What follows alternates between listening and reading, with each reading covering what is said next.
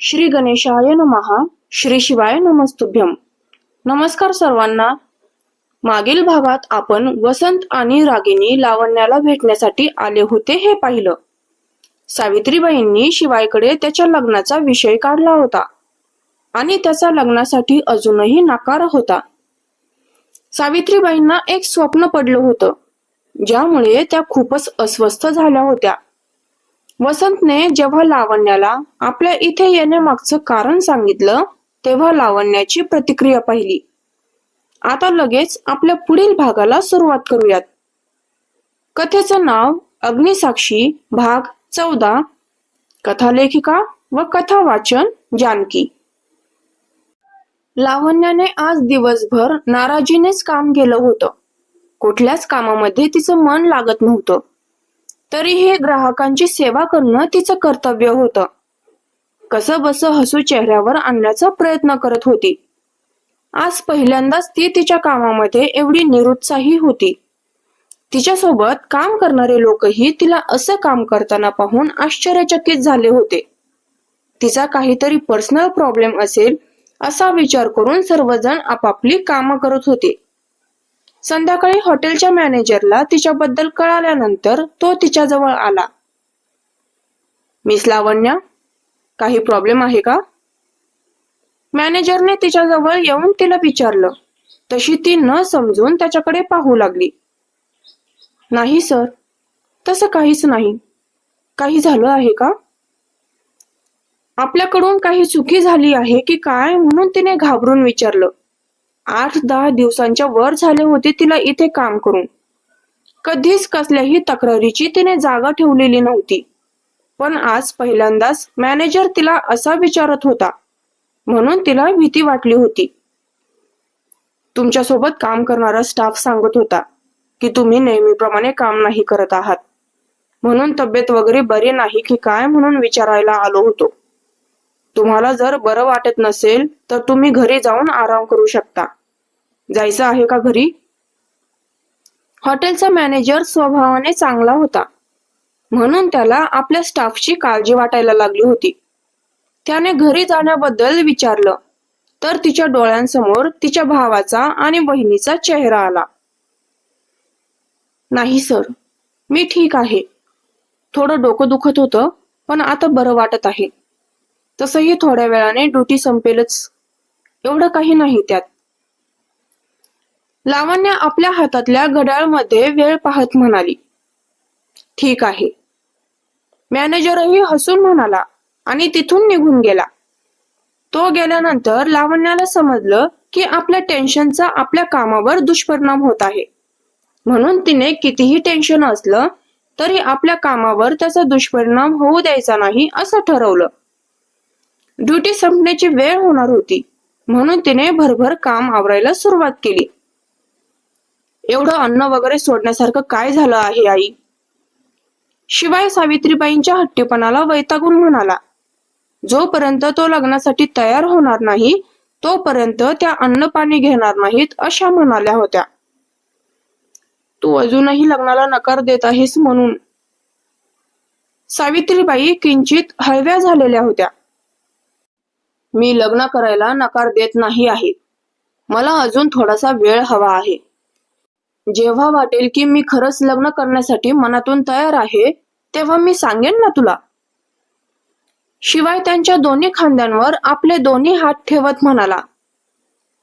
आणि ती वेळ कधी येणार? मला तरी नाही वाटत की मागे लागल्याशिवाय ती वेळ येईल. सावित्रीबाई जणू त्याला एखाद्या लहान मुलीसारख्या भासत होत्या.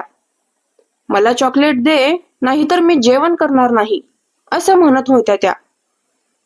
रात्री जेवणाच्या वेळीच त्यांचा हा विषय निघाला होता. सावित्रीबाई जेवत नव्हत्या म्हणून शिवायने त्यांना न जेवण्याचं कारण विचारलं होतं. आणि पुन्हा लग्नाचा विषय निघाल्यामुळे शिवाय वैतागला होता. यावेळी सिद्धांत, नमिता आणि काव्याही त्यांच्या सोबतच होते. भैयाचं लग्न तुम्ही लवकर लावून दिलं, कारण त्यांचं वय निघून चाललं होतं. पण आता काव्याचं झाल्याशिवाय मी कसा करू शकतो आई? तू माझ्याच मागे का लागली आहेस? काव्याच्याही मागे लाग थोडीशी. त्याने आपल्याकडे इशारा केला म्हणून काव्याचे डोळे मोठे झाले होते. ते पाहून सगळ्यांनाच हसू यायला लागलं होतं. तुम्ही मला का मध्ये घेत आहात दादा? तुमच्या लग्नाचा विषय चालू आहे तर तुमच्यापर्यंतच ठेवा. मी तरी नाही जाणार कुठे लग्न करून. अचानक बोट आपल्याकडे आल्यामुळे ती घाबरली होती, कारण तीही तिच्या भावासारखीच होती. आत्ताच लग्न करायचं नाही असं तिचं म्हणणं होतं. तिचं सोड, तू तयार आहेस की नाही सांग, नाहीतर मी जे बोलले आहे ते करूनच दाखवेन. सावित्रीबाईंनी जणू काही त्याला निर्णय बदलण्याचा शेवटचा चान्स दिला होता. आपला विषय एवढा खेचला जात आहे म्हणून शिवाय वैतागला होता. ठीक आहे, फक्त आणि फक्त तुझ्यासाठीच मी लग्नाला तयार होत आहे. अखेर शिवायच्या तोंडातून हे शब्द बाहेर पडले आणि सावित्रीबाईंना अति आनंद झाला. त्यांच्यासोबतच घरच्यांनाही आनंद झाला. खरंच खरंच सांगत आहेस ना तू?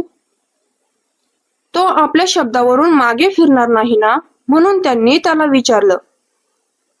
हो आई, खरंच. पण मी त्याच मुलीशी लग्न करेल जी मला आवडेल. ही अट तरी तुला मान्य करावीच लागेल, जर तुला माझा भविष्यात होणारा संसार टिकवायचा असेल तर. शिवायने लग्नासाठी स्वतःची ही एक अट ठेवली. तशा त्या पुन्हा नाराज झाल्या. अरे पण रिद्धिमा खूप चांगली मुलगी आहे. तू स्वतः तिला भेटून स्वतःचं समाधान करून घे. सावित्रीबाईंना रिद्धिमा खूपच आवडलेली दिसत होती. जर तुला माझी ही अट मान्य असेल तर सांग, नाहीतर मीही तुझ्यासोबत उपोषणाला बसतो. तू माझी ही अट मान्य कर, नाहीतर मी सुद्धा अन्न पाणी त्यागतो, असा म्हणत होता तो. होता तरी तो त्यांचाच मुलगा. जर त्या हट्टी तर तो सुद्धा महाहट्टी होता. मग मी रिद्धिमाला काय सांगू? ती खूप आशेवर बसली असेल. अरे, लग्नाच्या बाबतीत मुलींचं मन किती हळवं असतं हे त्यांना चांगलंच माहीत होतं. जर आपण तिला आपला नकार कळवला तर ती ज्या आशेवर बसली होती ती आशा तुटणार होती. आता तिला काय आणि कसं उत्तर द्यायचं हे तुझं तू ठरव. मला न विचारता असं काही करायला नव्हतं पाहिजे तू. पण आता केलंच आहेस तर तूच काय ते तिला सांग. सर्वांच्या मनात आता फक्त एकच प्रश्न होता की असा कसा हा? आजपर्यंत त्याने कधीच असं अंग काढून घेतलेलं नव्हतं. कदाचित लग्न त्याच्या मनाविरुद्ध होत आहे म्हणून तो असा वागत असेल, असा सर्वांनी अंदाज बांधला. त्यांचा हा अंदाज खराही होता. ठीक आहे, मी उद्या तिला समोरासमोर काय ते सांगेन, सावित्रीबाईंनी सांगितलं. त्यावर तो किंचित हसला. मी आता लग्नासाठी तयार झालो आहे की नाही? हो. मग आता जेवण करणार आहेस? हो. तू जेवतेस की मी तुला भरवू? हो. त्याच्या प्रत्येक प्रश्नावर त्या फक्त हो असं उत्तर देत होत्या. त्यावरूनच कळत होतं की त्या बोलत त्याच्याशी होत्या, पण डोक्यात विचार मात्र वेगळे सुरू होते. काय हो आई, तू जेवणार आहेस की मी भरवून द्यायचं तुला? कशासाठी नेमका तू होकार देत आहेस? त्यांच्या फक्त हो हो करण्याने तो वैतागला होता. त्याने त्यांच्या खांद्याला धरून हलवत त्यांना आपल्या समोर आणलं. मी करते जेवण. भानावर येत त्यांनी त्या स्वतः जेवण करतील असं सांगितलं. बस मग. त्याने खुर्ची मागे सरकवत त्यांना बसायला सांगितलं. त्याही मग निमूटपणे बसल्या. तोही त्यांच्या शेजारच्या खुर्चीवर बसला. मग सर्वजण गुपचूप जेवण करण्यात मग्न झाले. वसंत आणि रागिनी अजूनही लावण्याच्या घरीच होते. ते दोघेही दुपारी निघून जायचं असं म्हणाले होते, पण जाण्यासाठी पाय काही निघत नव्हता. लावण्याला घरी येण्यासाठी अजून काही वेळ शिल्लक होता. दिवसभर विचार करून करून त्याचं डोकं फुटायची वेळ आली होती. रात्री 9 वाजेच्या दरम्यान वसंतला त्या मुलाचा फोन आला. स्क्रीनवर दिसणाऱ्या त्याच्या नंबरकडे पाहून वसंत अस्वस्थ झाला होता. रागिणीने डोळ्यांनी त्याला फोन उचल असा इशारा केला, म्हणून त्याने फोन उचलला. ज्या कामासाठी आला होतास ते काम झालं आहे का? हाय हॅलो काहीच न करता त्याने थेट मुद्द्याचं बोलायला सुरुवात केली. त्याचा प्रश्न ऐकून वसंतला काय उत्तर द्यावं समजत नव्हतं. तरीही त्याला खरं काय ते सांगणं भाग होतं. ती अजूनही नकार देत आहे. त्याने त्याच्या प्रश्नाचं उत्तर दिलं, पण ते उत्तर ऐकून तो चिडला. तिचा भाऊ असूनही तू तिला मनवू शकला नाहीस? असा कसा भाऊ आहेस तू? तो त्याच्या भाऊपणावर प्रश्न उभा करत होता, म्हणून वसंतलाही राग यायला लागला होता. आता काय हाणून मारून तिला लग्नासाठी तयार करू का? असं वागल्यावर कसं होईल? वसंत आधीच दिवसभर वैतागलेला होता. त्यात हा त्याच्या मानगुटीवर बसलेला होता. मला तरी वाटतं की तुझ्याकडून काहीच होणार नाही. आता जबरदस्ती केल्याशिवाय माझ्याकडे पर्याय नाही. आपण तिच्यावर जोर जबरदस्ती करू शकत नाही. तिच्याकडे असं काहीतरी आहे ज्यामुळे ती कायद्यापर्यंत पोहोचू शकते. कायद्याच्या कचाट्यात अडकणं आपल्याला खूप महागात पडेल. तसं काहीच नाही. तुम्ही दोघेजण तिच्या जास्त मागे लागू नये म्हणून ती तशी म्हणाली असेल. तुमची दिशाभूल करत आहे ती. एवढं मनावर घेण्याची काहीच गरज नाही. तो मुलगा तिला खूपच हलक्यात घेत होता. आणि तसं काही असेल तर उगाच लफड्यात पडून काय होणार आहे? वसंतला लावण्याचा स्वभाव माहीत होता. ती काही हातात असल्याशिवाय बोलत नव्हती. नक्कीच तिच्याकडे काहीतरी होतं ज्यामुळे तो अडकू शकणार होता, हे त्याने भापलं होतं. तुझ्याकडून होणार नाही असंच वाटत आहे. जमीन नको आहे का तुला? शेवटी त्याने त्याच्या नाजूक जागेवर बोट ठेवला. त्यामुळे वसंतपेक्षा रागिणी जास्त घाबरली होती. नाही नाही, आम्हाला ती जमीन हवी आहे. तुम्ही प्लीज रागामध्ये असा तसा काहीही निर्णय घेऊ नका. मी लावण्याला तयार करते. रागिणी घाबरून म्हणाली. तसं तिकडे त्याच्या चेहऱ्यावर क्रूर हसू पसरलं. उद्याच. त्याने फक्त एवढा शब्द तोंडातून बाहेर काढला. पण उद्याच काय हे त्या दोघांना समजलं नव्हतं. उद्या काय? वसंतने न समजून विचारलं. उद्याच आम्हा दोघांचं कोर्ट मॅरेज झालं पाहिजेत. तो असा म्हणाला आणि हे दोघेजण इकडे तीन तार उडाले. हे हे कसं शक्य आहे? मला तिला तयार करण्यासाठी आणखी काही दिवस वेळ लागेलच. इतक्यात ती तयार होईल असं मला वाटत नाही. रागिणी त्याच्या त्या वाक्यावर घाबरली होती. जास्त दिवस मी आता वाढवू शकत नाही. ऑलरेडी खूप फिरवलं आहे तुम्ही दोघांनी मला. आता उद्या सकाळी 11 वाजेपर्यंत तुम्ही तिला घेऊन रजिस्ट्रार ऑफिस मध्ये येणार आहात. आता ते प्रेमाने घेऊन यायचं की ओढत हे तुम्ही ठरवा. बस, फक्त एवढंच बोलून त्याने फोन ठेवून दिला. त्या दोघांना त्याने चांगल्याच दुविधेमध्ये अडकवलं होतं. दोघेजण त्या विचारातच अडकलेले होते की तेवढ्यात लावण्य आत आली. आपल्या दादा आणि बहिणीला अजूनही इथेच पाहून तिला आश्चर्य झालं होतं. तिने खांद्यावरची पर्स खाली ठेवली आणि बोलण्यासाठी त्यांच्याकडे वळली. तुम्ही दोघेजण तर दुपारी जाणार होतात ना? तिने आश्चर्याने त्यांच्याकडे पाहून विचारलं. हो, पण अचानक एक महत्वाचं काम आलं, त्यामुळे थांबावं लागत आहे. वसंतने तिला उत्तर दिलं. पण इथे त्याचं कुठलंही कार्यक्षेत्र नव्हतं, तर मग त्याचं इथे कुठलं महत्वाचं काम असणार हा प्रश्न तिला पडला होता. कसलं काम आहे तुमचं इथे? त्यांच्या मनात नेमकं काय आहे हे जाणून घेण्याचा प्रयत्न ती करत होती. उद्या एक लग्न आहे, ते अटेंड करून जायचं आहे, त्याने सांगितलं. तशा तिच्या कपाळावर आठ्या पडल्या. जिथपर्यंत मला माहित आहे तिथपर्यंत तरी आपण इथे नवीनच आहोत. आपल्या ओळखीचे इथे कोणीच नाही. मग कोणाच्या लग्नासाठी थांबत आहात तुम्ही? तिला खूपच धडधडायला लागलं होतं. अनामिक भीती वाटायला लागली होती. माझी बहीण सोडून इथे कोण आहे सांग बरं? तो किंचित हसून म्हणाला आणि तिची भीती क्षणात वाढली होती. पुढे तिला काही समजण्याआधीच रागिणीने तिला खुर्चीवर बसवलं.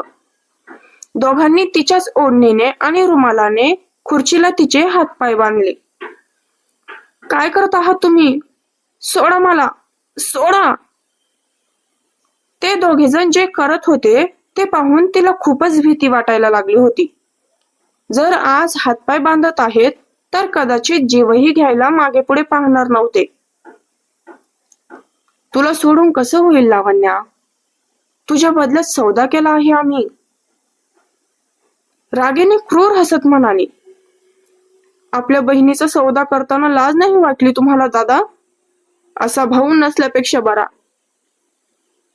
आता कुठे लावण्याच्या मनातला सगळा राग बाहेर पडत होता. तू मला भाऊ मानतेस तरी कुठे? जर मला भाऊ मानत असतीस तर आतापर्यंत मी तुला मागितलेली जमीन माझ्या नावावर केली असतीस. तो मुलगा तुझ्या बदल्यात मला एक जमीन द्यायला तयार झाला आहे. नको मानू मला भाऊ, मला काही फरक पडत नाही. एकदा तुझं लग्न त्याच्याशी झालं आणि मला जमीन मिळाली की मग मी आणि तू एकमेकांचे कोणी नाही. तो अगदीच निर्दयीपणे म्हणाला. तशा तिच्या दोन्ही डोळ्यांतून दोन दोन अश्रूंच्या धारा वाहू लागल्या. एका जमिनीच्या तुकड्यासाठी आपल्या रक्ताच्या नात्याला धोका देत आहात तुम्ही दादा. याचे दुष्परिणाम तुम्हाला भोगावे लागतील. लावण्य चिडून म्हणाली. तशी रागिणीने पुढे होऊन तिच्या तोंडात मारली. आह! तोंडात बसल्यामुळे ती विव्हळली. जास्तच चुरूचुरू बोलायला लागली आहेस. जास्त बोलणं आपल्यासाठी हानिकारक असतं. आता रात्रभर शांत बस. रागिनी तिच्या तोंडाला रुमाल बांधत म्हणाली. काही उपयोग होणार नाही हे माहीत असूनही ती स्वतःला सोडवण्याचा प्रयत्न करत होती. अहो, रात्रभरात हिला अक्कल येईल. उद्या स्वतःच आपल्यासोबत रजिस्ट्रार ऑफिसमध्ये यायला तयार होईल. इथे जवळपास कुठे हे ऑफिस आहे का पाहून घ्या. रागिनी लावण्याकडे नजर टाकून वसंतला म्हणाली. हो, मी जरा बाहेर जाऊन येतो. दरवाजा आतून लावून घेशील. कोणी जरी आलं तरी दरवाजा उघडू नकोस. मी येण्याआधी तुला मिस कॉल करेन तेव्हाच दरवाजा उघडशील. वसंत निघताना तिला सूचना देत होता. त्यांचं चाललेलं हे संभाषण ऐकून लावण्याला खूप जास्त त्रास व्हायला लागला होता. खरंच एखादा भाऊ एवढा निर्दयी असू शकतो यावर तिला आत्ताशी विश्वास बसला होता. चालेल. तिने त्याला होकार दिला. मग तो तिथून बाहेर पडला. रागिणीने दरवाजा आतून लावून घेतला आणि येऊन बेडवर बसली. जर बऱ्या बोलाने आमचं ऐकलं असतं तर आज तुझ्यावर ही वेळ आली नसती. लग्न झाल्यानंतर आपोआप सर्वांना संसार हवा हवासा वाटतो. पण ही गोष्ट सांगूनही तुझ्या डोक्यात शिरत नाही आहे. रागिणी बेडवर पाय पसरून बसत म्हणाली. लावण्याने आपले डोळे घट्ट मिटून घेतले. तसा तिच्या वडिलांचा चेहरा तिच्या डोळ्यांसमोर आला. तिच्या वडिलांवर तिचा सगळ्यात जास्त जीव होता. तेही तिच्यावर आपल्या बायकोपेक्षाही जास्त प्रेम करत होते. त्यांचा चेहरा डोळ्यांसमोर येताच तिने त्यांनाच आपलं दुःख सांगायला सुरुवात केली. पप्पा, तुम्ही म्हणत होतात की जेव्हा मी नसेल तेव्हा तुझ्या भावामध्ये तुला माझी छबी दिसेल. पहा पप्पा, तुमच्या राणीची काय आणि कशी हालत केली आहे तिच्याच भावाने. आज तुम्ही असते तर माझ्यावर हे संकट येऊ दिलं नसतं तुम्ही पप्पा. तुमची मला खूप आठवण येत आहे. उद्या तुमच्या राणीला वाचवण्यासाठी याल ना तुम्ही? मी वाट पाहीन पप्पा, मी वाट पाहीन. मनातल्या मनात तिने तिच्या पप्पांना येण्याची विनंती केली. आजची ही रात्र आणि उद्याची सकाळ तिच्यासाठी खूप कठीण असणार होती. माहित नाही बिचारी कशी सोडवणार होती स्वतःला. काय ते दोघेजण तिला रजिस्ट्रार ऑफिस पर्यंत घेऊन जाऊ शकतील? थांबेल हे सगळं तिथेच की होईल त्या मुलाशी तिचं लग्न, हे कळेलच पुढील भागात. पुढील भाग लवकरच. तोपर्यंत हा भाग कसा वाटला हे व्हिडिओला लाईक आणि कमेंट करून नक्की कळवा. आपल्या चॅनेलला सबस्क्राईब करायला विसरू नका. धन्यवाद.